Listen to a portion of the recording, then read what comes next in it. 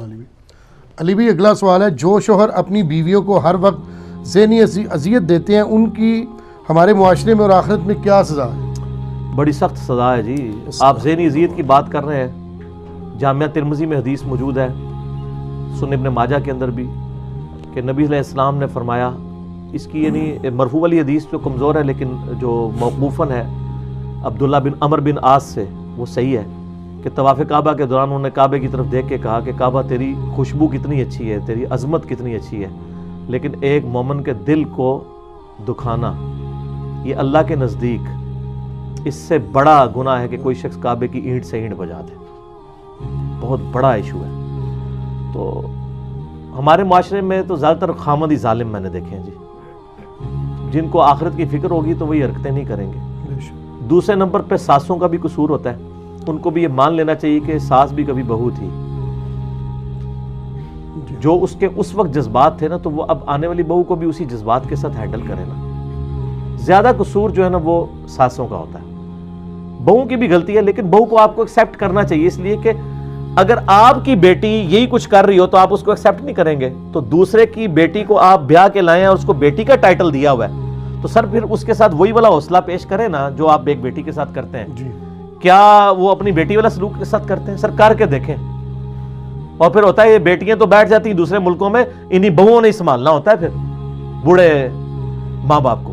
ساس سسر کو کون سنبھال رہا ہوتا ہے؟ یہی لوگ ہی سنبھال رہی ہوتی، اور کون سنبھال رہا ہوتا ہے؟ تو اس اعتبار سے یعنی یہ ظلم ہو رہا ہے. خامدوں کو بھی اللہ سے ڈرنا چاہیے اور خوف خدا رکھنا چاہیے. کسی جانور کے ساتھ انسان برا سلوک نہیں کر سکتا. بخاری مسلم میں حدیث ہے، ایک عورت بڑی نیک تھی اور نبی علیہ السلام نے فرمایا کہ وہ دوزخ میں جل رہی ہے صرف اس لیے کہ اس نے ایک بلی کو قید کر دیا اور وہ بھوکی پیاسی مر گئی. جی ٹھیک ہے، ایک بلی کے ساتھ ظلم کیا اور وہ نیک عورت دوزخ میں جل رہی ہے. سر یہ بہت کرٹیکل ایشو ہے. تو بیوی تو آپ کے لیے قربانی دے کے دوسرے اپنے گھر کو چھوڑ کے آپ کے گھر آئی ہے تو اس کے ساتھ حسن سلوک کریں. عورتوں کے لیے میں کہوں گا صبر کریں، اللہ کی طرف رجوع لائیں اور اپنی کمٹمنٹ نہ چھوڑیں. اگر آپ کے ساتھ کوئی برائی کرتا ہے آپ اس کے ساتھ اچھائی کا معاملہ جاری رکھیں. ایک نہ ایک دن اس کا دل پسیج جائے گا. اگر نہ بھی پسیجا سر تو کوئی مسئلہ نہیں ہے. نبی علیہ السلام کی بیٹیوں کو بھی طلاق ہوئی ہے، اگرچہ رخصتی سے پہلے ہوئی ہے، لیکن ایک تکلیف تو آپ علیہ السلام کو پہنچی ہوئی ہے نا اس حوالے سے. تو یہ تکلیفیں ہوتی ہیں. اور عورتوں کو بھی دیکھنا چاہیے کہ وہ بھی بعض اوقات خامدوں سے ایسی چیزیں ڈیمانڈ کرنا شروع کر دیتی ہیں کہ جو وہ ایکسٹراڈنری پوری نہیں کر سکتے. اس کی وجہ سے پھر تکلیف والا معاملہ بھی شروع ہو جاتا ہے. دعا بھی کریں، کوشش بھی کریں، اور اگر بالکل حالات بگڑ جائیں اور آپ سمجھتے ہیں کہ اب بالکل گزارا نہیں ہو سکتا، تو بجائے یہ کہ شادی کے 15-20 سال کے بعد علیحدگی ہو رہی ہو، شروع میں ہی اچھے طریقے سے خلا لے کے علیحدہ ہو جائے. پھر یہ الٹیمیٹ خلا کا اللہ نے اختیار اسی لیے رکھا ہوا ہے عورت کے پاس. جیسے مرد کے پاس طلاق دینے کا اختیار ہے نا، عورت کے پاس بھی ہے. ایک بھائی کا فون آیا عثمان بھائی کے پاس، وہ کہنے لگے کہ جی اس کے اوپر لیکچر ریکارڈ کرائیں، میری بیوی نے نا بغیر وجہ کے مجھ سے طلاق لے لی ہے. میں نے کہا یار وہ اگر کوئی ناجائز لے رہی ہے تو آخرت میں بھگتے گی. ابو داؤد ترمذی میں حدیث موجود ہے. تو کہتی ہے، میں نے کہا کوئی تو وجہ. اس نے کہا جی وجہ یہ ہے کہ وہ کہتی ہے میں تیرے ساتھ رہنا نہیں چاہتی، میرا دل نہیں چاہتا. تو میں نے کہا سر اس سے بڑی تو وجہ ہی کوئی نہیں ہے. دنیا میں سب سے بڑی وجہ یہی ہو سکتی ہے کہ میرا تیرے ساتھ رہنے کو دل نہیں چاہتا.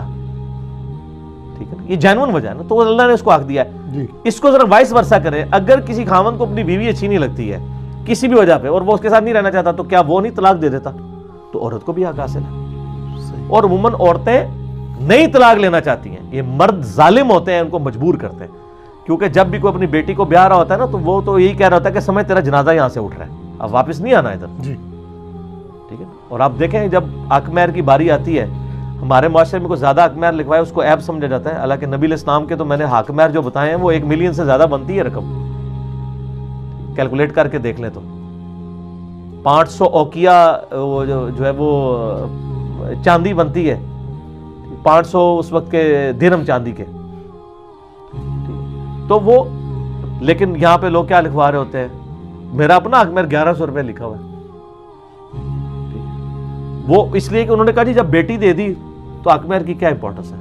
کیا حق مہر کی وجہ سے میاں بیوی بچ سکتے ہیں؟ نہیں. اتنے حق مہر ہوتے ہیں پھر بھی الٹیمیٹلی طلاقیں ہو جاتی ہیں.